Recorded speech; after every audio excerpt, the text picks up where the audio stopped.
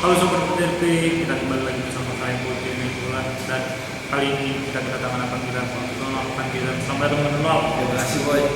Mengenal ada yang tanya tentang narkoba. Narkoba itu apa sih, Bang? Kalau definisi narkoba yang kita ketahui ya, kalau menurut pasal 1 Undang-Undang Nomor 35 Tahun 2009 itu, narkotika merupakan bahan atau obat yang bersifat sintetis, baru berzat adiktif yang bisa menimbulkan efek kayak halusinasi, tekanan darah menurun, dan bisa dibilang ya dia kayak berada di angan-angan Menjadi diri yang lain. menjadi diri yang lain gitu. Jadi yang tidak sesuai dengan ekspektasinya dia bisa menghalusinasikan segala sesuatu. Berarti kok apa zat-zat atau apa yang bisa buat manusia sampai berangan-angan atau apa jenis-jenis dari narkoba itu sendiri? Sebenarnya kalau narkoba itu kepanjangan dari narkotika, psikotropika, dan bahan adiktif. Di mana jenis-jenis ini sudah berbeda. Di mana kalau kita lihat kalau narkoba itu ya termasuk ya jenisnya ya kayak kokain, ganja, dan dengan satu lagi yang saya ketahui kayak opium. Nah, kalau di golongan psikotropika ya termasuk ya kayak sabu-sabu, ekstasi, sama amfetamin itu. Iya. Kalau di Indonesia sendiri, kalau menurut Abang sebagai praktisi hukum, apa sih yang paling sering Abang jumpai, yang paling sering mereka gunakan? Ya, kalau gitu sih saya kayak mana juga ya. Yang paling sering didengar ya. Kalau untuk pemakai itu paling sering itu ganja. Tapi kalau ganja ini ada sebutan-sebutan untuk pemakai untuk ganja ini kayak cimeng, bagong, ya itu yang saya ketahui sih. Tapi bukan berarti saya pemakai gitu. Nah, Jangan sampai ya, Bang. ya sampai itu yang saya ketahui loh, yang saya ketahui gitu. Nah, Berarti ada pengedar dan ada pengguna. iya. Itu ada jerat hukumnya atau ada apa sih menurut Abang pengedar dan pengguna ini? Sebenarnya si boy dia itu ada 3 sebenarnya. Oh, ada 3, Bang? Iya, sebenarnya ada 3. Dalam arti semua ini ada pengertiannya. Kayak seperti bandar ya. Bandar itu termasuk orang yang memfasilitasi. Dalam arti orang yang menguasai, memiliki dan mempunyai aset untuk gimana bisa barang ini dihasilkan dia kayak contoh pupuk tanaman atau gimana gitu. Sedangkan pengedar dia adalah orang kedua untuk mengedarkan narkoba ini baik ke tempat-tempat lain antara pihak pertama dan pihak lain. Sedangkan pengguna itu ya termasuk korban dari penyalahgunaan dalam arti dia sebagai pemakai narkoba. Ilmu baru. Aku karena setahu pengetahuanku cuma ada pengedar dan pengguna. Iya. Rupanya ada 3, Bang. Ada bandar. Ada bandar. Bandar itu dalam arti sumber dari narkoba ini, ibaratnya akar dari peredaran narkoba itu karena dia yang memproduksi langsung gitu. Kayak ibarat pabriknya lah. Nah, gitu. Jadi aku tahu nih ada 3 karena setiap pengetahuan gue cuma ada 2. Jerat hukumnya beda-beda nggak? Sangat betul, beda-beda. Tergantung dari apanya golongannya ya. Kayak golongan bandar, golongan pengedar, golongan pengguna atau pemakai. Boleh tahu apa bedanya atau jerat hukumnya gimana? Kalau narkoba ya, dia tetap berdasarkan Undang-Undang Nomor 35 Tahun 2009 itu ya, di mana jerat hukum yang akan digunakan untuk yang ketiga ini.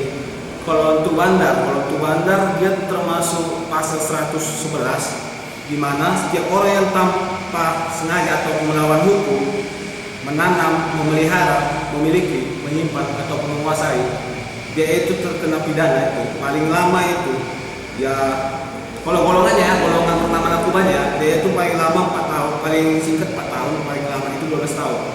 Untuk pidana dendanya paling sedikitnya itu 800 juta dan paling banyak itu 8 miliar. Tapi akan tetapi jika di golongan pertama ini si pelaku kayak ibaratnya beratnya melebihi dari 1 kilogram, bertambah lagi hukumannya. Mau nanti sampai seumur hidup. Dan dendanya itu di pidana dendanya itu ditambahi maksimal sepertiga dari denda yang di 800 juta sama 8 miliar tadi, ditambah lagi pidana dendanya gitu. Nah, iya. Kalau di pasal 117 itu dia termasuk golongan 2 ya, golongan 2 narkoba. Dalam arti golongan 2 narkoba ini dia pidana penjaranya paling singkat itu ke 3 tahun, dan paling lama itu 10 tahun. Dan pidana dendanya itu paling sedikit itu ya 600 juta, paling banyak itu ya 5 miliar.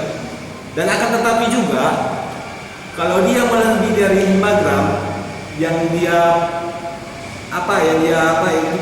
ibaratnya yang dia produksi itu bertambah lagi hukumannya. Mau nanti sampai 15 tahun paling singkat, paling lama itu 20 tahun. Lama juga. Dan dia pidana dendanya pun bertambah juga sepertiga dari maksimal denda itu. Jadi buat pengguna nih Bang, karena kan aku masih masyarakat awam dan ya jauh lah mungkin dari mereka para pengguna ya. Cuma seandainya ada teman ataupun saudara ataupun yang terdekat yang pengguna seperti yang aku bilang tadi, korban, kan semanapun mereka kan butuh direhabilitasi. Betul. Karena semanapun kan pasti ada aja kan yang kayak dicekoki gitu, di ibaratnya dipaksa buat bukan dipaksa, mungkin salah di pergaulan, terakhir dia harus mengonsumsi atau bagaimana, jadi sampai dia jadi pengguna. Karena mengingat bahwa narkoba ini juga semua tahu saya punya efek candu yang sekali dicoba minta lagi. Nah, ya pengen gitu seandainya kalau ada teman atau apa ada rehabilitasi, gimana cara mendapatkan bagi mereka para korban, mereka yang pengguna yang secara ya korban apa ya Bang? Oke. Bagaimana cara merehabilitasi orang yang sudah cara mereka mendapatkan rehabilitasi ya? Cara mereka mendapatkan rehabilitasi. Di pasal 54 itu wajib mereka untuk mendapatkan rehabilitasi dengan catatan mereka termasuk orang yang dalam arti sudah telah menyalahgunakan narkoba, sudah candu ataupun bertergantungan, itu di pasal 54. Mereka wajib mendapatkan rehabilitasi baik secara sosial maupun medis. Cara mereka untuk rehabilitasi di pasal 55, orang yang ingin direhabilitasi ataupun dia tercantum, kalau mau dia mau rehabilitasi, dia harus didampingi orang tua walinya, ataupun ya sanak saudara ataupun ya yang dekat sama dia untuk mengajukan rehabilitasi, untuk mendapatkan perobatan atau gimana secara medis, rumah sakit ataupun ya kesehatan lah, dalam arti untuk gimana berupa sepeda jauh. Nah, supaya mereka jadi sehat seperti awal semula. Iya betul. Sama juga seperti orang yang terkena narkoba yang di bawah umur, pecandu narkoba di bawah umur, seperti itu juga orang tuanya mendatangi pihak rumah sakit, pihak puskesmas untuk mendapatkan rehabilitasi tersebut, baik medis maupun sosial. Gitu. Itu rehabilitasi ini sebenarnya ada biayanya nggak sih? Tergantung. Kalau dibilang biaya rehabilitasi itu sangat mahal, tapi negara kita ini sudah ada didirikan ya, dalam arti balai besar untuk rehabilitasi narkoba. Di mananya belum semua kota didirikan balai itu. Ya termasuk lah ya. Kalau di Indonesia ini ya termasuk kota Tanah Merah, Samarinda, kita tahu. Baru Loka, di mana Loka ini berbentuk provinsi Lampung. Yang ketiga Batam. Kalau untuk Sumatera Utara itu di Deli Serdang. Jadi bang, sebelum kita ke penghujung nih bang, bagaimana bang cara mungkin buat dihilang mungkin susah, cuman untuk mengurangi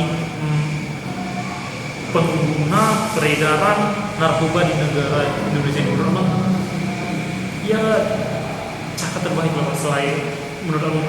Kalau ini ya, untuk penanganan adalah mati ya. Penanganan agar berkurangnya peredaran ya dan pemakaian narkoba di negara ini, yang pertama itu kita harus ya memberantas si pelaku sampai ke akar-akarnya, itu yang pertama.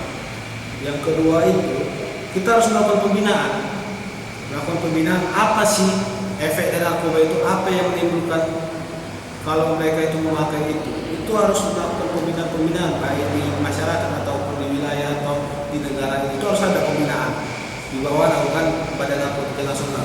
Yang ketiga itu kita harus melakukan pengawasan yang ketat, super ketat, agar tidak terjadi agar tidak ada ruang untuk pengiriman barang-barang itu ke negara ini, masuk ke negara ini. Jadi hanya itu saja sih. Kalau udah itu tercapai, semua narkoba itu tidak ada dan tidak akan masuk lagi ke negara ini. Itu aja sih.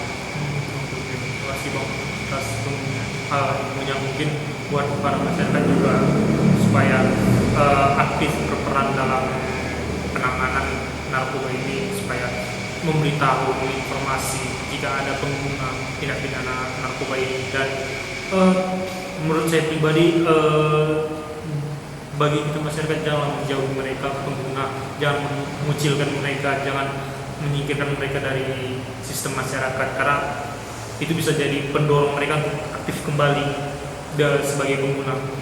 Mungkin sekian dari kita berdua ya bang. Siap. Terima kasih semua yang udah nonton sampai sekarang. Saya Mungkin Bulan. Pendeta. Dadah.